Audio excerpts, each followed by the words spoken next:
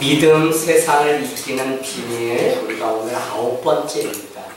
제가 요한 1서를 하면서 왜 믿음 세상을 이기는 비밀이라고 했냐면, 오늘 요한 1서를 읽어가다 보면 5장 4절에 세상을 이기는 이것이니 우리의 믿음이라고 하는 말씀이 너무 좋아서, 그래서 쭉 요한 1서를 읽어가 보니까 결국은 태초부터 있었던 생명의 말씀을 이야기하는가 했더니 빛을 이야기하고 진리를 이야기하고 사랑을 이야기하고, 결국은 그 사랑이 빛이 하나님이 무엇이라고 우리에게 말씀하냐면 믿음이라고 결론을 짓는 것을 보았습니다. 여러분, 목회를 하면서 가장 큰 축복은 제가 지난밤에 깨달은 것인데요, 누군가의 죽음을 지키는 일이었습니다. 우리가 이 땅에 올 때는 많은 사람들의 환영을 받지만 죽음은 그렇지 못하는 거예요. 지난밤에도 이웃분의 어머님의 그 죽음을 보면서 위로하려고 11시 반에 장례식장을 찾아갔습니다. 얼마나 저를 손잡고 목사님 와주셔서 감사하다고 그렇게 눈물을 흘리는지 감사하더라고요. 장례식장에 갈 때마다 눈물이 나는데, 그때마다 현대인들은 죽음이 자기의 발 아래 와 있다는 사실을 망각하고 살아가는 존재라는 사실도 우리의 삶을 씁쓸하게 합니다. 오늘 드려지는 이 예배가 바쁜 발걸음을 멈춰서서 우리의 삶의 속도와 방향을 다시 맞추는 그 은혜가 있기를 원합니다. 늘 오는 것은 순서가 있지만 가는 것은 순서가 없다고 장례식 설교를 했던 것처럼, 오늘 살아가는 이 순간이 얼마나 숭고하고 이 하루의 삶이 얼마나 진실된 삶이어야 되는지 우리는 장례식장을 다녀오면서 제 삶의 위치를 다시 점검하게 됩니다. 오늘 요한 1서는 핍박이 가장 심하던 초대교회 85년에서 기원전 96년경 가장 심각했던 그때에 기록된 위로의 편지입니다. 저는 이 요한 1서를 읽으면서 마음 한가운데 오늘 딱 든 것은 무엇이냐면 초대교회 성도들이 부럽다는 것입니다. 그 이유는 다른 것이 아니라 그 삶이 참으로 처참하기 그지없는데 오히려 그 핍박받으면서도 주의 영광을 택하여서 살아가는 성도들의 그 삶을 보면서 여기에 바로 생명이 있다는 사실을 알게 되면서 오히려 오늘 모든 것을 누리고 모든 것을 가지고 살아가는 우리에게 주는 시사점이 있음을 보게 됩니다.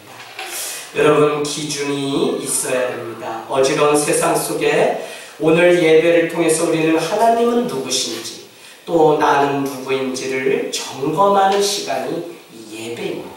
그래서 내 뜻을 가지고 와서 하나님의 말씀 앞에 다시 조율하는 시간이 바로 이 예배요, 말씀을 듣는 시간입니다. 그런 면에서 요한 1서는 우리에게 하나님이 누구신지 대전제 하나를 이미 선포해 놓았습니다. 1장 5절에 가면 가운데 이렇게 설명하고 있죠. 하나님은 빛이시라. 빛 가운데 있으면 그 가운데는 어둠은 없는데, 우리가 진리, 우리가 빛 가운데 산다고 하면서 그 안에 어둠이 있으면 우리는 거짓말하는 자요 스스로 속이는 자라고 우리에게 설명하고 있습니다. 그러고 보니까 하나님이 이 땅에 천지를 창조하시고 최초의 한 사역이 무엇이냐면 빛의 사역이었다는 것입니다. 빛이 왜 필요했냐? 흑암과 공허가 가득한 그곳에 하나님은 빛이 있으라 명령하니 빛이 있었고, 빛을 낮이라 말씀하시고 어둠을 밤이라 말씀하시고 저녁이 되고 아침이 되니 첫째 날이 비로소 시작되었다고 말씀합니다.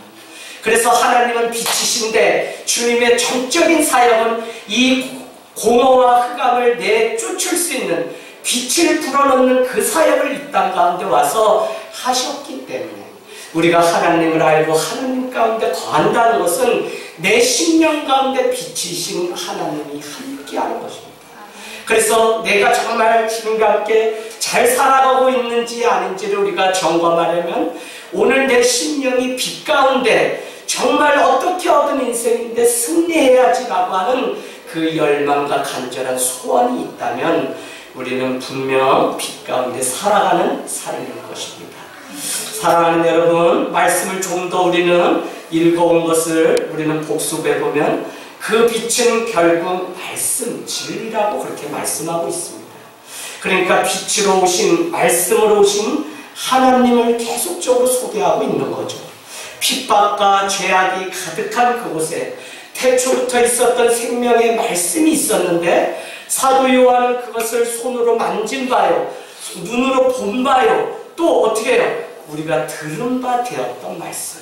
그래서 요한일서 1장 1절은 태초부터 있었던 생명의 말씀을 전해주겠다고 하는 사도 요한의 이 고백은 너무 중요한 것입니다. 여러분, 교회는 많은 것들 위에 부탁할 수 있어요. 그러나 사도행전 20장 에베소 교회를 떠나면서 사도 바울은 장로들을 불러놓고 다른 말 하지 않습니다. 그들에게 이렇게 이야기하죠. 이 은혜의 말씀 위에 이 교회를 부탁한다고 말씀하고 있습니다. 기도 위에, 사랑 위에, 아니 성만찬 위에 이 교회를 부탁한다고 말씀드릴 수 있음에도 불구하고 사도 바울은 교회는 뭐니 해도 성도는 오직 말씀 위에 세워진 그것만이 인생이고 그것만이 교회이기 때문에 은혜의 말씀 위에 세워진다는 것입니다. 그래서 여러분, 은혜는 다른 것이 아니라 아무것도 아닌 죄인된 나 같은 자를 향해서 손을 내미시고 찾아오시는 그 사랑, 그 사랑을 받을 자격조차도 없는데 오늘도 내 이름 석자를 기억하시고 땅 모퉁이 땅끝에서 나를 불러서 오늘 자녀 삼아주신 그 은혜, 그것이 바로 하나님의 사랑이고 은혜라는 것입니다. 여러분, 우리는 살아가면서 얼마나 많은 실타래같이 얽힌 문제 속에 살아가는지 모릅니다. 이 문제는 좀처럼 해결할 수 없어요. 막다른 골목에는 돈을 다 잃거나 생명을 잃는 그 어려움도 우리 가운데 있습니다. 그러나 요한일서를 계속적으로 읽으면서 우리가 도전받아야 되는 것은 무엇이냐면 그런 삶 가운데도 빛이 임하고 그런 삶 가운데도 주의 말씀이 임하고 그 삶 가운데 하나님이 찾아와서 함께 동행하는 삶이 되게 되면 어둠이 떠나게 되고 염려와 근심이 예수의 이름으로 이 시간 다 떠나는 놀라운 능력을 경험할 수 있다고 우리에게 말씀하고 있다는 것입니다. 여러분, 빛 가운데 나가십시오. 그 빛 가운데 나가는 것은 말씀 가운데 나가는 것입니다. 말씀이 있다는 것은 마가복음 1장 1절처럼 하나님의 아들 예수 그리스도는 복음의 시작이라. 결국 말씀은 예수 그리스도라는 것입니다. 그래서 우리가 예수님 잘 믿어요, 예수님 안에 우리는 걸어요, 우리는 동행해요 라고 하는 그 말은 다른 것이 아니라 하나님 안에, 말씀 안에 거하는 삶이 바로 예수님과 하나님과 성령님과 동행하는 삶입니다. 그래서 여러분, 오해하시면 안 돼요.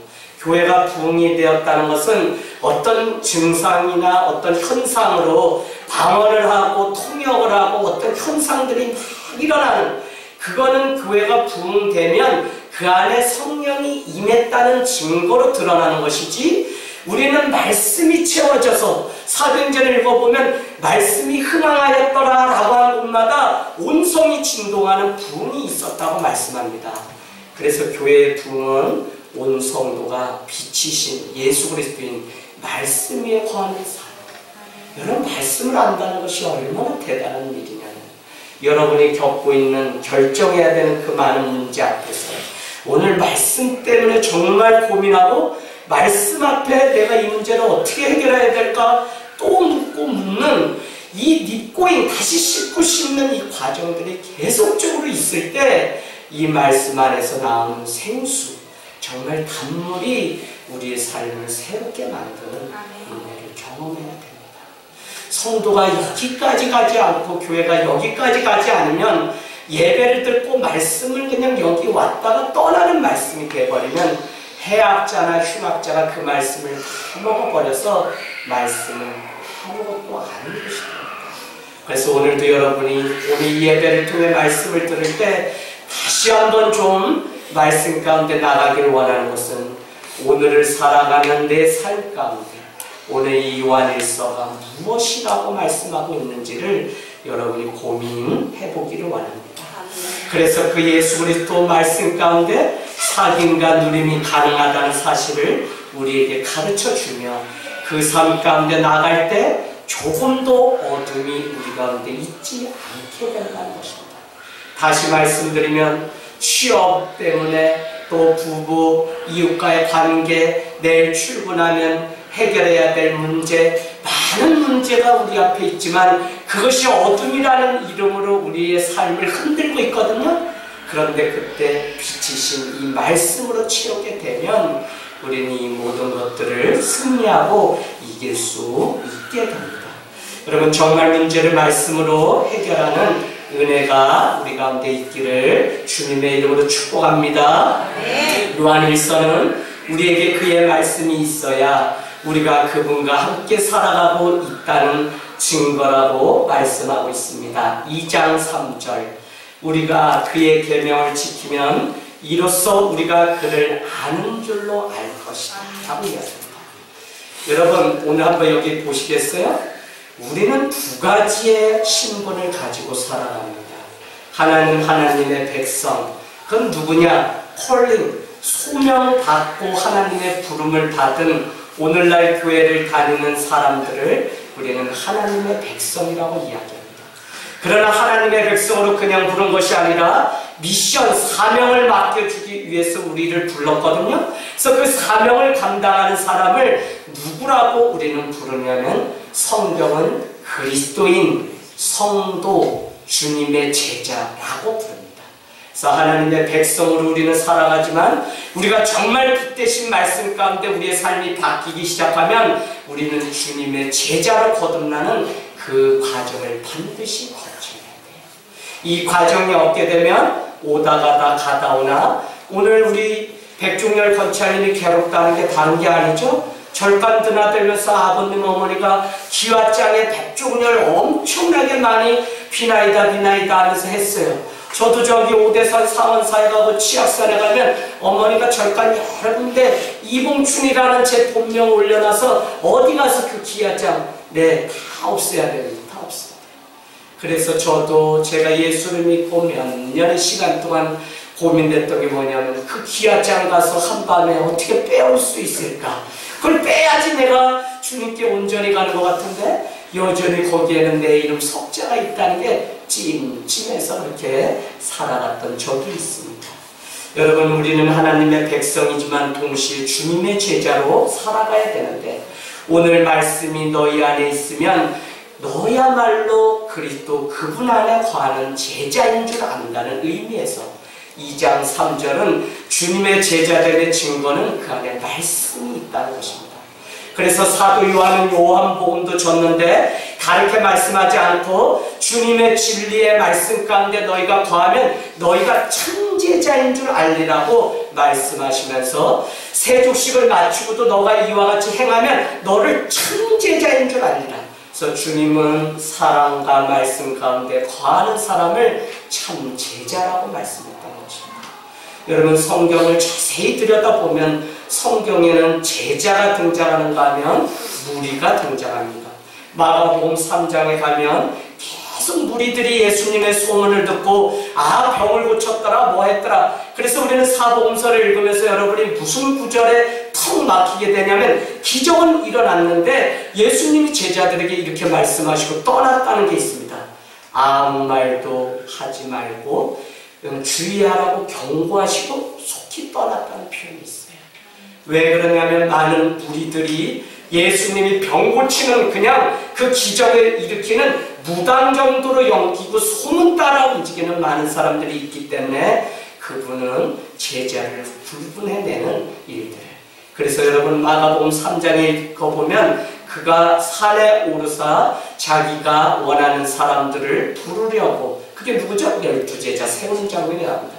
첫 번째 이유는 함께 있게 하려고, 두 번째는 나가서 전도의 일을 하게 하려고, 세 번째는 귀신을 내어쫓는 능력을 주시려고 제자 12를. 그럼 그 전까지는 무슨 단어만 계속 등장하냐?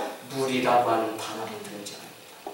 여러분, 하늘땅 교회를 다니시면서 제가 여러분에게 계속 외람된 말씀을 드리는 것은 교회만 다니는 착한 성도는 안 됩니다. 이제는 주님의 제자로 사셔야 됩니다 라고 하는 것이 바로 주님의 말씀 가운데 살아가는 삶을 요구하고 있는 것입니다. 그 말씀을 지키지 않으면 거짓말하는 것이고 진리가 그 속에 있지 않다는 것입니다. 그런가 하면 2장 4절 5절 한번 보세요. 2장 5절 복습 한번 하는 겁니다. 누구든지 그의 말씀을 지키는 자는 하나님의 사랑이 참으로 그 속에 온전하게 되었나니 이로써 우리가 그의 안에 있는 줄을 알리라.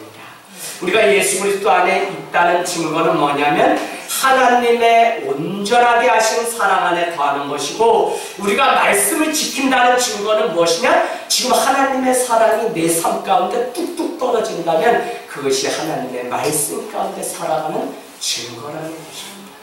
여러분, 사랑한다면 주님의 말씀대로 우리가 살아가고 있는 것이고, 6절은 그의 안에 산다고 하는 자는 반드시 그가 행하신 대로 살아가는 자라는 것입니다. 여러분 거기에다 뭐라고 적어 놓으셔야 되냐면 주의 제자라고 적어 놓으셔야 돼요.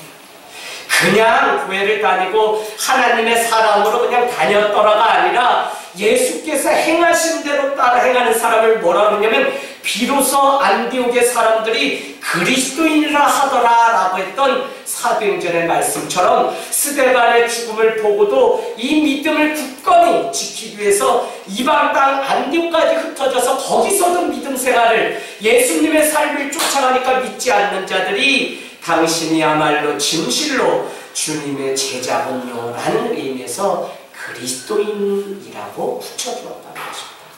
여러분, 무엇이 그렇다고요? 우리가 그의 안에 산다고 하면 그분이 걸어가셨던 십자가의 그 삶을 살아갈 때 우리를 비로소 그리스도의 제자라고 그렇게 말씀을 한다는 것입니다.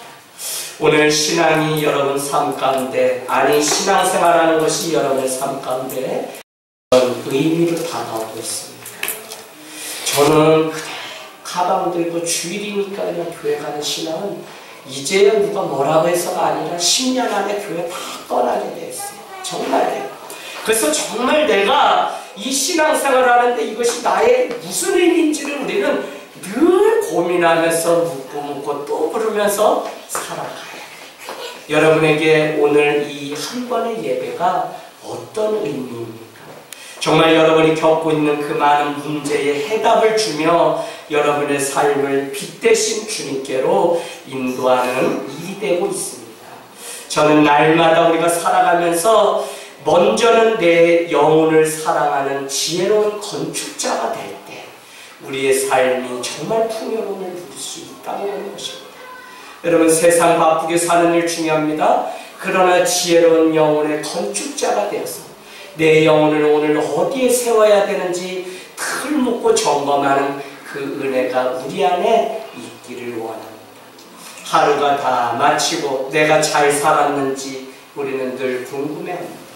그래서 14세기에 사막의 수도사였던 앙더 드몽도라는 하루 해가 저물 때 내가 오늘 얼마나 누군가를 사랑했는지 물어보니 내가 오늘 이 하루를 얼마나 잘 살았는지 대답할 수 있다고 말했습니다. 여러분, 우리의 인생의 의미가 어디에 있는 것입니까? 저는 하나님의 사랑을 받았다면 그 사랑을 실천하는 데 있다고 말씀드리고 싶은 것입니다. 오늘 2장 9절 빛 가운데 있다 하면서 그 형제를 미워하는 자는 지금까지 어둠 가운데 있었던 자라고 그렇게 했어요. 아니, 그의 형제를 사랑하는 자는 빛 가운데 거하여 자기 속에 거리낌이 없다는 것입니다. 그러니까 무슨 말이냐면 우리가 주님의 사랑 가운데 살아간다는 것은 형제를 사랑하는 일인데 형제를 사랑할 때 거리낌이 없다는 거예요. 오늘 내가 얼마나 잘 살았는지 점검하려면 내가 주의 사랑을 실천함으로 인해서 거리낌이 조금도 없다면 오늘 내 인생은 하나님의 말씀 가운데 살아갔다는 것입니다. 그래서 오늘 우리는 거리낌 없는 인생, 왜냐하면 그 미움은 어둠이요, 미움은 11절에 보니까 우리의 눈을 멀게 만든다. 사랑만 우리의 인생을 눈멀게 하는 게 아니라 어둠도 우리를 멀게 해요. 그래서 여러분, 사랑은 하면 더 이렇게 계속적으로 나누고 싶고 다 주고 싶지만 미움은요 더 파급 효과가 셉니다. 다른 사람을 미워해서 흉을 보거나 말을 하고 했던 모든 일들이 삽시간에 퍼져요. 부부관계가 왜 회복되지 않을까요? 미움이 그 안에 있기 때문에 다시는 좋은 것을 조금 더 볼 수가 없는 거예요. 아니, 거기 앉아있는 그것도 싫다고 말하는 사람도 있어요. 아니, 심지어는 왜 저희는 다른 집에 가서 밥이라도 얻어먹고 오지 멀쩡한 저 두 다리를 어디 가지도 않고 여기 앞에 매일 앉아서 밥을 먹는지 밥 먹는 것도 밉다고 하는 사람도 제가 상담한 적이 있습니다. 미움이 이와 같이 무섭습니다. 사랑이 대단하지만 미움도 사단이 얼마나 대단한 힘을 발휘하는지 그 미움도 대단하다는 것입니다. 사랑하는 여러분, 그렇다면 이제 우리가 어떻게 살아가야 되는 것입니까? 요한일서는 지난번에 우리가 보아서 자녀들아, 아비들아, 청년들아, 아이들아 라고 부르면서 일일이 권면했습니다. 그러나 결론은 두 가지였죠. 한 가지는 너희가 태초부터 하나님을 이미 알았다는 사실을 잊지 말라는 것입니다. 자꾸 이단들이 와서 너가 아는 하나님 가짜고 아유 무슨 메시아가 있어 아니야 라고 하면서 계속적으로 거짓된 복음을 전하는 자들이 이 안에 있었다는 것입니다. 그래서 오늘 핍박 가운데 흩어져서 믿음을 지키는 자들에게 사도 요한은 너희가 지금까지 보고 듣고 믿었던 그 하나님, 태초부터 있었던 그 하나님, 2장 1절에 말씀하는 내가 새 계명을 다시 너희한테 줄 건데 그 새 계명은 새로운 복음이 아니라 이미 여러분이 들었던 그 말씀, 그건 뭐냐면 태초부터 들었던 그 말씀, 그것 가지고 살아가는 그 사람, 그게 뭐였죠? 하나님은 이미 태초에 우리를 만나주시고 우리를 불러주셨다고 하는 그것. 여러분, 우리가 언제 흔들리죠? 내 인생이 초라하고 아무것도 아닐 때 느껴질 때 있습니다. 제가 그렇더라니까요. 아니 목회가 뭐고 노예가 뭐고 교단이 뭐라고 아니 싹 하고 저는 또 무슨 본질 지킨다고 혼자 여기 남아가지고 그래서 야 99명은 어디 가고 나 혼자 여기 남아서 제가 뭐 노예장 할 사람이 뭐야 안 깜도 안 된다. 왜 내 혼자 여기 남았나. 계속 전화가 옵니다. 왜 이 목사 그냥 큰 게 좋지 선배들이 가면 다 따라가지 넌 뭐 잘났다고 거기 그렇게 있어. 그래서 교단이 안 중요하기 때문에 저는 여기 있을게요. 목회 잘하고 그냥 교회하고 그냥 하면 되니까 여기 있으려고 해요. 선배님 됐어요? 안녕히 가세요 하고 인사했는데 예 그냥 2주 만에 이렇게 사람들이 다시 돌아오는 일이 있었습니다. 하나님이 우리와 이미 함께 하신다는 것 한 가지. 한 가지는 여러분 13절 끝에 보실래요? 청년들에게 하신 말씀이지만 청년들아 내가 이미 악한 자를 이겼다는 것입니다. 여러분, 여러분에게 이게 얼마나 와 닿는지 모르겠어요. 그러나 매일 가이눌림과 매일 귀신 무당 그거 쫓아가는 사람들 삶을 보면 계속 이기고 싶은데 그 방법을 알 수 없어서 찾아가는 그 삶을 생각하면 이미 이겼다고 하는 이 선포가 얼마나 오늘 병마와 싸우고 있는 사람에게 내가 이미 이겼다고 하는 이 선포가 얼마나 대단한 것인지 모릅니다. 여러분 이미 이기신 주님을 우리는 믿고 살아가는 것입니다. 그런가 하면 이렇게 말씀하죠. 14절에 다시 구현 설명합니다. 너희가 강하고 하나님의 말씀이 너희 안에 거하시며 너희가 누구를 이번에 이겼어요? 흉악자를 이겼다는 것입니다. 여러분 사단을 이미 정말 주님께서 창세기에 보면 여자가 그 뱀의 그 머리를 상하게 이미 밟아서 없앴다고 그렇게 선포하는 것을 보면 우리는 이미 이겨놓은 싸움 가운데 사는 것입니다. 그러나 재방송에 사는 인생이기 때문에 우리는 결과에 대한 승리에 대한 믿음만 분명하다면 흔들릴 일이 없는데 우리는 재방송 살아가는 인생인데 우리의 믿음이 연약하기 때문에 우리는 자꾸 흔들리면서 가고 있다는 것이죠. 사랑하는 여러분, 저는 사람에 대해 관심이 많고 목회를 하면서 사람에 대해서 아무것도 아닌 것을 다시 고백하게 되었습니다. 다만 무엇을 생각하고 어디를 보는가가 그 사람의 인생일 뿐이지 사람은 여전히 연약하고 사람은 여전히 죄된 그 자리를 사모하면서 살아가고 있는 것을 보게 됩니다. 내가 가진 것이 없어 보여도 그것도 나의 전부가 아닙니다. 나의 전부는 하나님을 생각하고 하나님을 바라보고 있다면 그것이 내 인생의 전부인데, 우리가 그것을 알지 못하기 때문에 세상도 한 눈은 또 눈을 뜨고 눈을 감으면 세상이 전혀 보이지 않아 하나님의 나라가 열리는데 기도의 자리에 나오지 못하고 우리가 정작 염려와 근심 가운데 살아가고 있는 것을 보게 됩니다. 15절 말씀, 그렇기 때문에 사랑하는 여러분, 내가 권면하건대 이 세상이나 세상에 있는 것들을 사랑하지 마십시오. 누구든지 세상을 사랑하면 그 안에 아버지의 사랑이 그 안에 있지 않습니다 라고 말씀합니다. 우리 믿는 사람은 위의 것을 기억하고 땅의 것은 다 버리는 삶을 살아갑니다. 왜냐하면 결론은 한 가지, 땅의 것은 영원하지 않기 때문에 그렇습니다. 땅의 것 때문에 우리의 마음을 빼앗기지 말라는 것입니다. 왜요? 땅의 것은 거쳐가는 과정일 뿐 우리를 무너뜨릴 수 있는 게 아닙니다. 이 땅에서 질병이나 고통 많은 과정이 우리가 있을지라도, 사람을 입는 일이 있을지라도 그것은 그냥 단순에 일어나는 한 사건일 뿐 주님의 나라, 영원한 그 나라를 소망하면서 살아가라는 것입니다. 이것은 세상의 것이 나쁘기 때문에 말씀하는 것이 아니라 세상의 것을 사랑하게 되면 영원한 것을 빼앗기기 때문에 세상에 있는 것들을 사랑하지 말라고 우리에게 말씀합니다. 청년들 믿음 생활 잘하죠? 그러나 직장 생활하면서 다 세상으로 가게 됩니다. 뭐가 문제가 되죠? 일만 악의 뿌리가 되는 돈을 알게 된 거예요. 그 돈이 내 수중에 이제 들어오게 됩니다. 돈 가지고 있으면 안 되는 게 없다고 어느 날부터 믿는 우리가 막 이야기를 합니다. 그렇게 되면 뭐해요? 기도가 필요 없습니다. 예배가 필요 없습니다. 이제 돈 쓸 곳 연구합니다. 방학 때고 휴가 되면 어디 놀러갈 계획부터 더. 주님 나라를 위해서 내가 한번 죽어지고, 주님 나라를 위해서 내가 이웃교회를, 아니 저기 오지에 가서 선교 가서 그 헐벗은 백성들을 향해 빚을 갚는 그 일들을 생각하지 못합니다. 그래서 세상의 것들을 살아가지 말라고. 왜요? 그 안에 하나님의 사랑이 떠나기 때문에 그렇다고 말씀하고 있습니다. 주님은 우리를 영원을 사모하는 존재로 만드셨습니다. 사람은 자기가 바라보고 소원하는 만큼 만들어지는 존재입니다. 그가 눈물 젖은 빵을 먹어도 그의 관심이 하나님을 기쁘게 하는 일이 있다면 그가 진정 하나님의 사람인 것입니다. 사랑하는 여러분, 신앙은 삶과 죽음에서의 선택과 결단이라고 말씀드렸습니다. 정확한 선택이 없으면 우리는 한 발도 내딛지 못하고 고민하다가 제자리에 맴돌고 마는 인생입니다. 내가 믿음이 없어서 못 사는 게 아닙니다.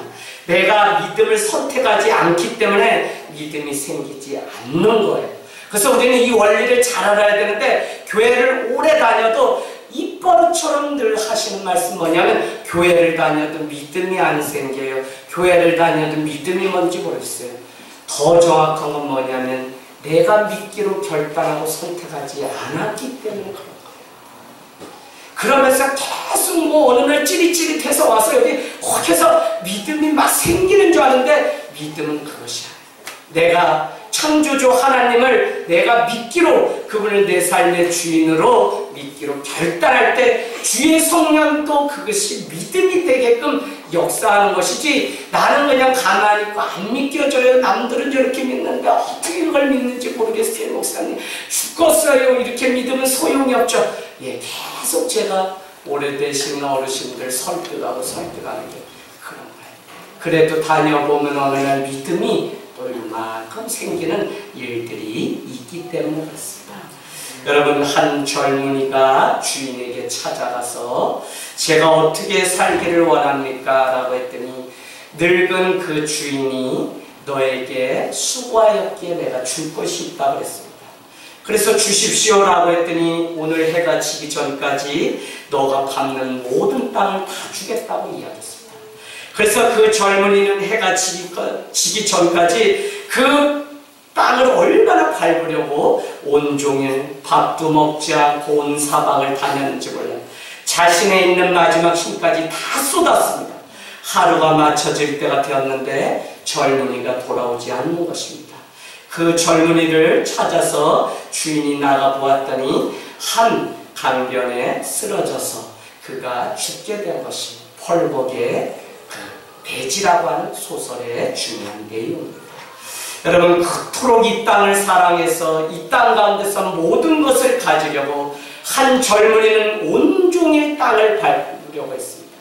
그러나 자기에게 남은 것은 생명을 잃고 하나도, 오히려 죽음이 기다리고 있는 그 기독교적인 시각이 중요한 주제입니다. 우리가 세상을 왜 힘들어하는가? 죽기 살기로 살아가는 이유가 무엇일까요? 왜 우리가 세상을 죽기 살기로 살아가죠? 죽을지도 모르는데? 저는 이런 생각이 들더라고요. 우리가 세상을 너무 사랑하기 때문에. 제가 가만히 보면 여러분, 우리의 소망이 하늘에 있고 우리가 하늘의 시민권자가 분명하다면 이 땅에서 대충 살라는 게 아니라 전부인 양 살지 말아야 되는데, 이 땅에서 눈물이 너무 고통스럽게 여기지 말아야 하는데, 우리는 우리가 바라보는 그것이 하늘에 있지 않기 때문에 죽기 살기로 오늘 세상을 살아가다가 모든 것을 잃는 일들이 있는 것을 보게 돼요.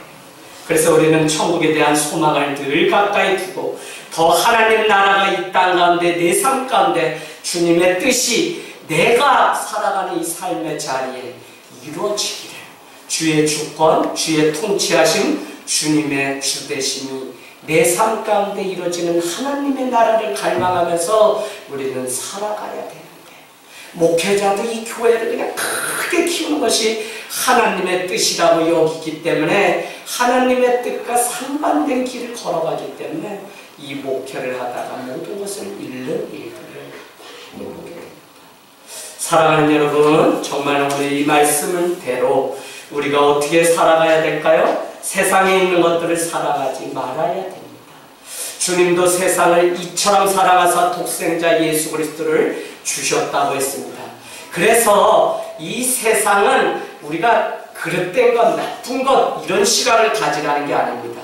다만 사도 요한이 말하는 세상은 사단이, 어둠이 심어놓은 것의 대표적인 명사이기 때문에 우리가 세상을 좋아하는 것들 있죠? 우리의 믿음을 빼앗기는 것들, 그것을 사랑하지 말라고 우리에게 말씀하고 있다는 것입니다.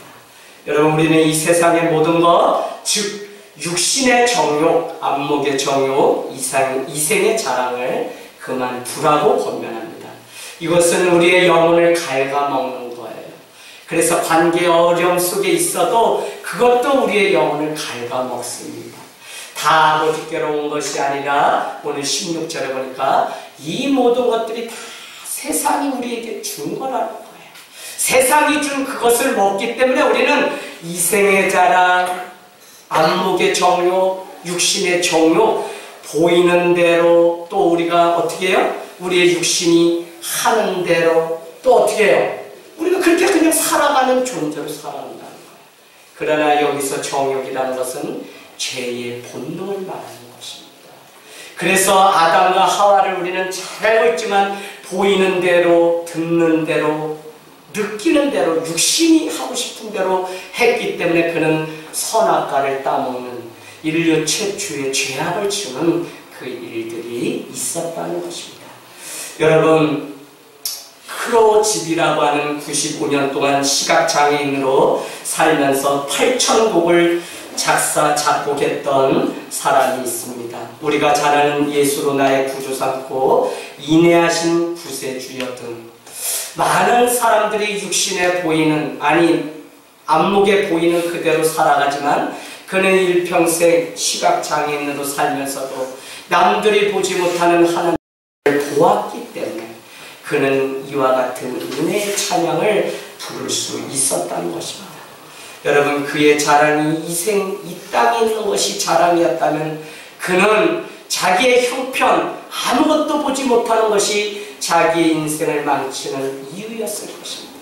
그러나 그는 세상의 것, 그런 것들이 자기의 자랑이 아니기 때문에 그는 주옥 같은 많은 찬양을 하나님 앞에 올려드렸다는 것입니다. 이 생의 자랑은 현재 이 땅에 있는 것에 생명이 있다고 믿는 것이 이 생의 자랑입니다. 그래서 때로는 건강을 믿고 때로는 명예, 때로는 물질, 이와 같은 것이 생명이 있다고 영원한 것이라고 믿기 때문에 많은 사람들은 이것을 쫓아가다 자기 인생의 가장 중요한 것을 놓치게 됩니다. 저도 이제 46, 7 되면서 이제 아이들에게 좀 해주고 싶은 말들이 생기게 되더라고요. 그래서 이게 잘못하면 꼰대가 되는데, 뭐냐면 젊어서 해야 될 때가 있고 그것을 노력하고 투자하고 안 돼도 좀 모험을 가지고 한번 좀 떠나야 되는 길이 젊을 때에만 있는 게 있어요. 근데 막상 저도 젊었을 때 이래서 안 되고 저래서 안 되고, 그래서 더 큰 하나님의 일들을 준비하지 못하고, 물론 지금 후회한다는 것이 아니라 제 자신이 믿음으로 모험을 떠나지 못했던 것을 보면서 아, 나도 그때 내가 더 큰 믿음이 있었다면 얼마나 좋았을까 하는 생각을 해보게 됩니다. 사랑하는 여러분, 20년 넘게 목회를 하면서 하나님만큼 사람에게도 관심을 갖게 되었습니다. 제임스 파울러의 신앙 발달 이론이라고 하는 책을 여러분 꼭 좀 보면 좋겠는데, 거기에 우리의 신앙을 과학적인 데이터에 근거해서 1단계, 2단계, 3단계, 이 사람은 6단계의 믿음이다 이렇게 정의할 수는 없음에도 불구하고 당시 심리학적으로나 과학적인 많은 방법을 통해서 제임스 파울러 교수는 신앙의 발달 이론이라고 하는 책을 내서 세계적인 학계에 큰 바람을 일으킨 적이 있습니다. 우리 신앙이 이렇게 측정할 수 있어요? 좋다 나쁘다? 사실 행위적으로야 무엇을 더 많이 했다, 더 많이 예배드렸다, 더 많이 기도했다, 이런 걸 우리가 할 수 있을지 몰라요.